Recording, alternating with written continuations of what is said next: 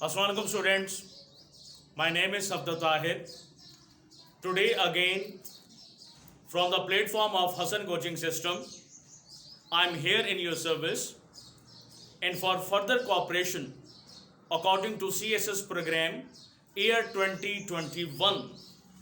Students, जिस तरह के मैंने लास्ट लेक्चर में कहा था कि हम CSS प्रोग्राम में एक पेपर, एक सब्जेक्ट करंट अफेयर, जो कि एक बड़ा ही वाइडर टर्म सब्जेक्ट है और उसका जो सिलेबस है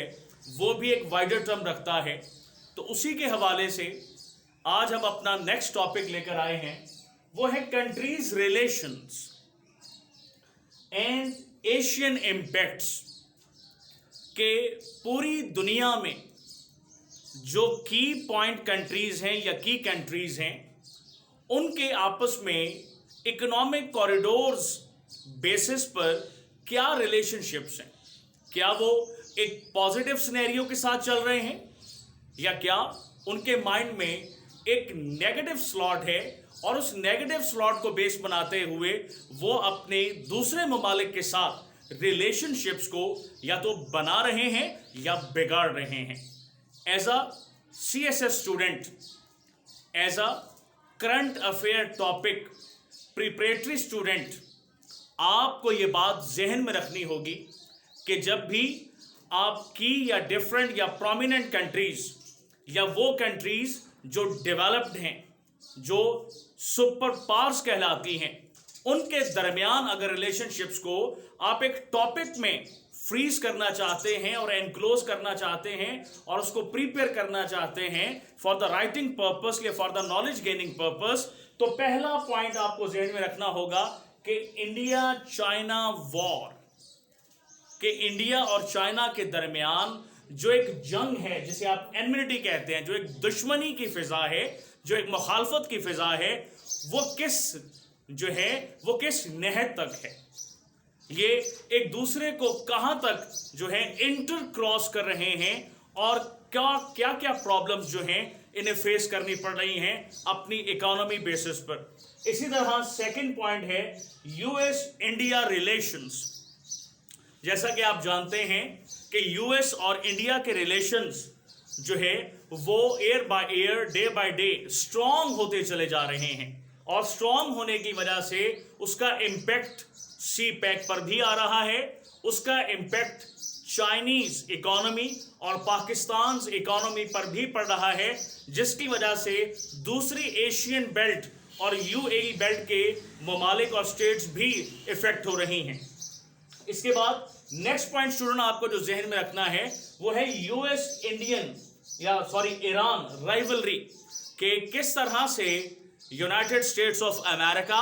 और ईरान एक दूसरे से अपनी राइवलरी निभा रहे हैं और उसी राइवलरी निभाते हुए वो कौन कौन से ममालिक को अपने करीब ला रहे हैं और एक दूसरे के खिलाफ गाहे बगाहे इस्तेमाल कर रहे हैं। उनके इकोनॉमिक पॉलिसी किस तरह से डीफॉर्म हो रही है, उनकी फाइनेंशियल पॉलिसी, उनकी इंपोर्ट्स एक्सपोर्ट्स ट्रेड साइकिल किस तरह से अपग्रेड या फिर लो ग्रेड या डाउन ग्रेड हो रही है, ये तमाम पॉइंट्स भी आप अपने जहन में रखेंगे। इसी तरह यूएस इलेक्शंस इम्पैक्ट्स, आप जानते हैं कि यूनाइटेड स्टेट्स ऑफ अमेरिका के इलेक्शन हुए और उसका इम्पैक्ट एशियन कंट्रीज पर क्या होगा या क्या हुआ है या दूसरे ममालिक पर इम्पैक्ट क्या होगा। अब कौन से वो ममालिक हैं जो यूएस इम्पैक्ट को इजीली अफोर्ड कर रहे हैं और एक्सेप्ट करते हुए उनके तमाम पॉलिसीज को मानते हुए दूसरे मुखालिफ ममालिक के खिलाफ अपना एजेंडा प्रैक्टिकली इंप्लीमेंट कर रहे हैं, जिसकी आज के दिन की जिंदा मिसाल या इन दिनों की जिंदा मिसाल इसराइल के वो तमाम हथकंडे हैं जो वो अब फ़लस्तीन के खिलाफ आजमा रहा है अमली तौर पर इन इलेक्शन में बनने वाली नई हुकूमत और फोर्स की बुनियाद पर। इसी तरह स्टूडेंट आप देखते हैं इसराइल डिप्लोमेसी, इसराइल जाहिर सी बात है कि एक हमेशा हब रहा है, एक गढ़ रहा है कि जहां पर डिप्लोमेसी पनपती रही है اور یونائٹڈ اسٹیٹس آف امریکہ نے اس ڈپلومیسی کو نہ صرف کیش کیا ہے بلکہ دوسرے ممالک تک بھی اس کے امپیکٹس گاہے بگاہے پہنچائے ہیں. یہی وجہ ہے کہ UNO کوئی بھی ڈیسیجن اسرائیل اور US کے خلاف لینے میں قاصر ہے. اسی طرح ترکی امپیکٹس، جب اسرائیل نے اپنی جو ہے وہ ڈیموکریسی دکھانے کی بجائے اپنی ڈپلومیسی کو ظاہر کیا اسٹوڈنٹس، تو پھر ترکی نے جو انیشیٹوز اس وقت لیے ہیں وہ کن کن ممالک کو اپنے ساتھ ملا رہا ہے، اور وہ ایک بیلٹ بناتے ہوئے، ایک گروپ بناتے ہوئے، ایک کلسٹر بناتے ہوئے اب کیا پریکٹیکلی امپیکٹ چھوڑنا چاہتا ہے اسرائیل پر اور US پر، اور اب اس کے بدلے میں US اکانومی اور اسرائیل اکانومی کو کہاں تک ڈیمیجز بیئر کرنے پڑیں گے، یہ بات بھی قابل غور ہے اسٹوڈنٹ. اسی طرح پاکستان اکانومی، ظاہر سی بات ہے کرونا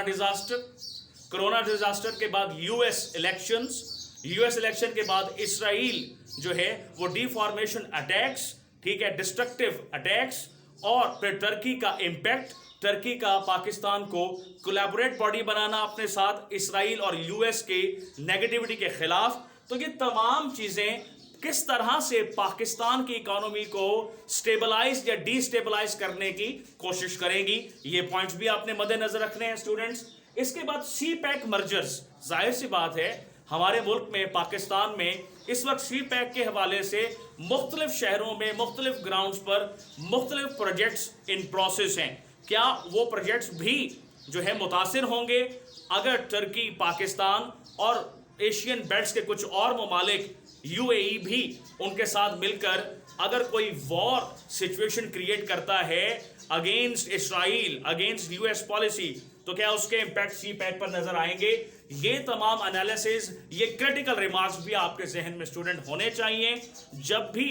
آپ کنٹریز، فارن ریلیشنز اور انٹرنل ریلیشنز کو ڈسکس کریں گے. یہ تمام کی پوائنٹس آپ کے مائنڈ میں بڑے کلیئر ہونے چاہیے. آپ اس کے ہیڈ نوٹس بنا لیں، فٹ نوٹس بنا لیں، کی نوٹس بنا لیں. آپ اس کے تمام تر جو ہے جتنے مرجرز آپ بنا سکتے ہیں، اسپیسیفک پوائنٹس آپ ہیڈ لائنز کی صورت میں بنا لیں اور انہیں گائے بگائے ایکسپلور کرتے رہیں. یہی آج کا ہمارا ٹاپک تھا. انشاءاللہ نیکسٹ CSS کے کرنٹ افیئر ٹاپکس کے میں کسی اور لیٹسٹ ٹاپک کے ساتھ حاضر ہوں گا جو ایئر 2021 میں آپ کے لیے بہت زیادہ اہمیت کے حامل ہوں گے. اپنے آپ کو اور اپنے گرد و نواح کے لوگوں کا بہت بہت خیال رکھیں. شکریہ، والسلام.